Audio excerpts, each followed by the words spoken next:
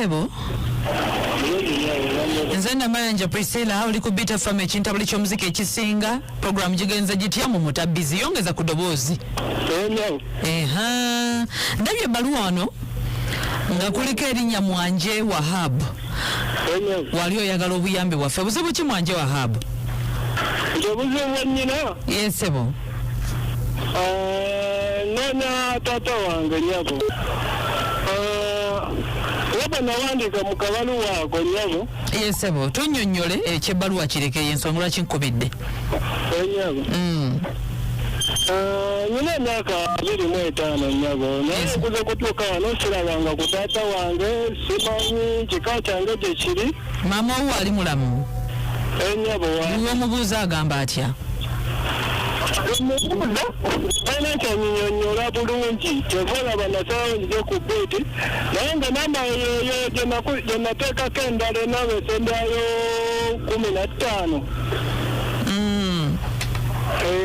maama we yani amannya ge yanyinyanyalako ko ebimu naŋŋamba bali bamuzaala yamugamba mbu ekibibi taata wo yani erinnya baba musijja kulimba nalyo sirimanyi kubanga teyali ŋŋamba maama we yani erinnya maama wange Kiguli Agnes yenna Kiguli Agnes kati ye akuwa nsonga ki nti lwaki tomulaba talina nsonga gyampa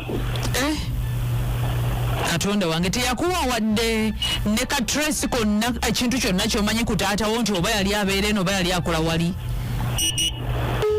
yangambako ekintu kimu mbu taata wange yali muzimbi we bati we basinkana talina kirala kyeyaŋŋamba amakulu gaakyo nga tulina kkubira maama ekituufu kale sigalako maama tumukubire kale madam wandiyagadde okuwuliriza maama byayogera ye madam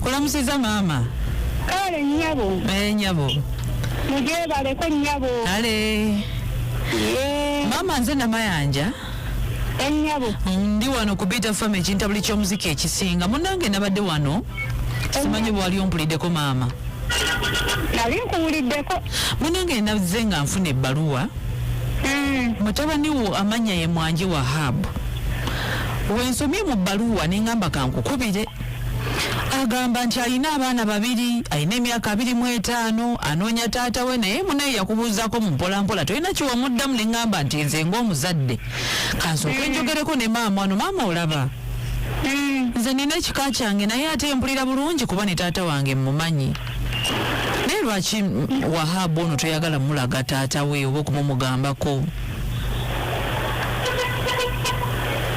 akati maama nye mukwano kankunnyonnyola amazima amatuufu ndi muzadde nja kumanya akati nga bw'omanyi eby'abaana maama eby'abaana abawala oba ebyokuzaala eby'abaana abawala enyabo nze maama gwolaba nakula ndi munaku okusoma kwali kutono maama wange yali talina si nsonga nenkwata ekkubo nengenda mu kibuga okukola kati nenakwata ekkubo nengenda mu kibuga okukola nembeerayo nenfuna omuvubuka mu kibuga saidiwa mu kibuga maama sikerabidde akaalo kale mbuulira we watuuka okukola njakkaddukira nja kugamba omwana ngambye gwe Nakiguli Agnes kituufu maama kati bwe nagenda okukola nenfuna omuvubuka ng'omusanga otya era eyo we nali nkola we yali apangisa naye maama teweerabira n'erinnya ly'ekyalo nja kujjukirawo maama, nja kujjukirawo kuba saidi z'endejje. Saidi z'endejje. Kaakati omuvubuka baali bamuyita ani? Wange Elifaazi. Yaddewa Wange Elifaazi. Simanyi gye yadde olw'ensonga. Bwe twayawukana. Kati nze nenzira mu kyalo. Ate ebiseera ebyo byali si bya masimu. Ne twawukanirawo bwe tutyo. Kati omwana ono Wahabu wamuzaala mwaka ki azeni okusisinkana kale Wange Elifaazi oyo? Lwali 1998. Kaakati maama omanyi kye tugenda okukola?